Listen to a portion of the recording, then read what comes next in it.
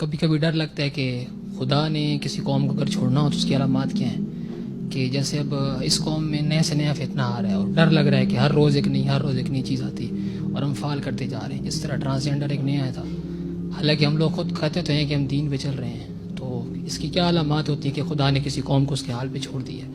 تو جو تھوڑے لوگ بچ جائیں گے اس میں مطلب سروائیو کرنے والے، کیا وہ بھی اس کے ساتھ رگڑے جائیں گے جس طرح زلزلے میں کچھ نیک لوگ بھی مارے جاتے ہیں؟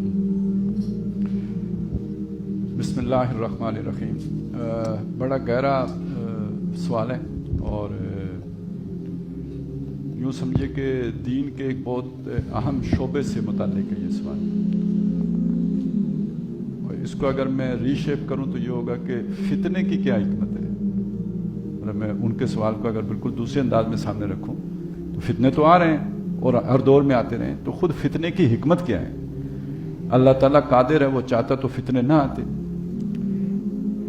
اس سوال کی طرف یعنی اس کے جواب کی طرف آنے سے پہلے میں چاہتا ہوں کہ ذرا اس کو ذرا اور گاڑا کر لوں کہ آخری دور کے بارے میں آتا ہے کہ فتنے پے بپے آئیں گے. بلکہ ایک روایت میں الفاظ یہ ہیں کہ جیسے تسبیح کے دانے ٹوٹ جاتے ہیں اور پھر دانے گرتے ہیں، جب دھاگا ٹوٹ جاتا ہے تو دانے گرتے ہیں اور یکدم گرتے ہیں، تو اس طرح فتنوں کی گویا یلغار ہوگی. اور ایسی یلغار ہوگی کہ ایک آدمی صبح مومن ہوگا تو شام کو کافر ہوگا، اور شام کو اگر مومن تھا تو صبح کافر ہوگا.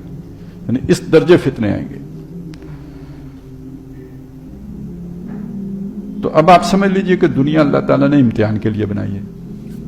فتنے نہ ہوتے تو امتحان کیسے ہوتا ہے؟ ہر وہ شے جو ہمارے ساتھ ضروری ہے اپنے اندر ایک فتنہ بھی رکھتی ہے. آنکھوں کے بغیر کوئی زندگی ہے؟ کوئی زندگی نہیں ہے. لیکن آنکھوں میں بھی ایک فتنہ ہے، اگر ان کا غلط استعمال ہوگا تو فتنہ ہے. مال ہے، اولاد ہے. دیکھیں کتنی ضروری چیزیں ہیں. اولاد کے بغیر افزائش نسلی اگر نہیں ہے تو زندگی آگے، تمدن آگے کیسے بڑھے گا؟ بڑی ضروری چیز ہے اولاد ہے. بیوی بھی اتنی ہی ضروری ہے، انسان کی اپنی ضرورتوں کے لیے بھی ضروری ہے اور تمدن کی ضرورت بھی ہے. دونوں مل کے ہی آگے اولاد پالیں، بنائیں، پیدا بھی کریں گے اور پرورش بھی کریں گے. اچھا، اس سارے کے لیے مال بھی چاہیے. لیکن یہی فتنہ بھی ہے، انما اموالکم و اولادکم فتنہ، ان من ازواجکم و اولادکم عدو لکم. تو یہ پہلی بات تو یہ سمجھ لیں کہ فتنوں سے مفر نہیں ہے، فتنے ساتھ جڑے ہوئے ہیں، ساتھ لگے ہوئے ہیں. اور جس مقصد کے لیے یہ دنیا میں ہمیں بھیجا گیا ہے اس کی ضرورت ہے، لازمی ضرورت ہے کہ امتحان ہونا ہے تو امتحان انہی فتنوں کے ذریعے سے ہونا ہے.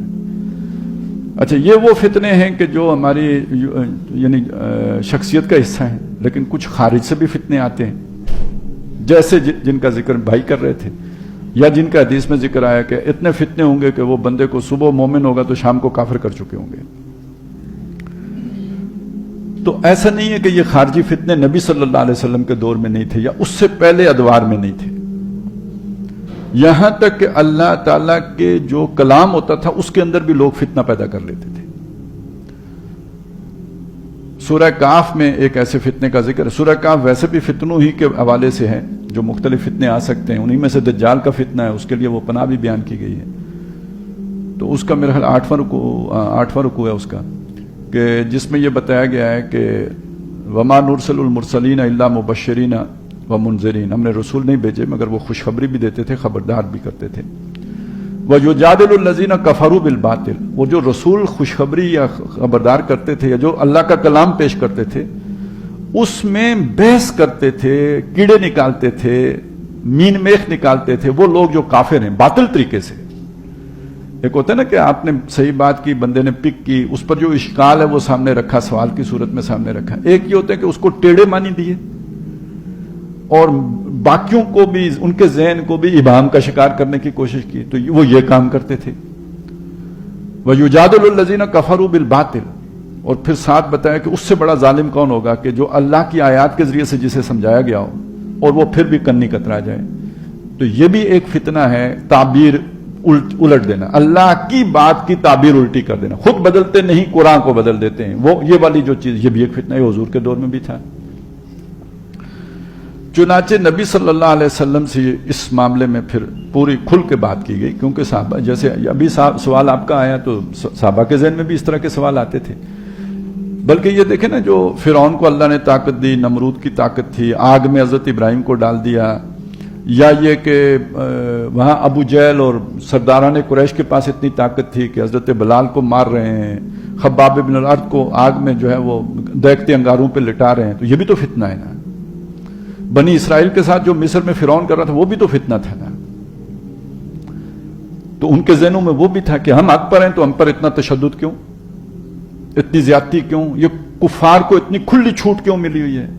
तो एक फितने की नोयत वो है कि जो कुफार को ताकत उनको हासिल है, और एक फितने की नोयत यह है कि वो जो कंफ्यूजन क्रिएट करते हैं, हक के साथ बातिल को गड़बड़ कर देते हैं। ये सारे फितने ये ज़हन में है। जब ये ज़हन में है तो अल्लाह ताला ने इसकी वजाहत कर दी और वाज़े खोल दी बात। वो हमें भी समझने की जरूरत है, क्योंकि हमारे दौर में वो फितने उससे भी ज्यादा है, जबर उससे भी ज्यादा हो गया, और तरह से है लेकिन है। बात को घुमाना, बात को बिल्कुल यानी सच को झूठ साबित करना, झूठ को सच बना देना, ये आज मीडिया के जरिए से बहुत आसान हो गया। तो अब इसमें एक बात समझ लीजिए कि अल्लाह ताला ने बताया कि ये अगर अल्लाह न चाहता तो लोग ये नहीं कर सकते थे, बल्कि ये बताया वह कजाले का जालना लिकुल्ल नबीय्यिन अदुव्वन शयातीन अल इंस वल जिन, इसी तरह हमने हर नबी के दुश्मन खड़े कर दिए, जिन्नों में से भी और इंसानों में से भी। यूखी बाज़ुहुम इला बाज़िन ज़ुख़्रुफ़ल क़ौल गुरूरा, वो एक दूसरे के साथ कम्युनिकेट करते हैं, धोखे की बातें, वो ही धोखा देने वाली है, वो फितना अंगेज बातें वो एक दूसरे की तरफ कम्युनिकेट करते हैं।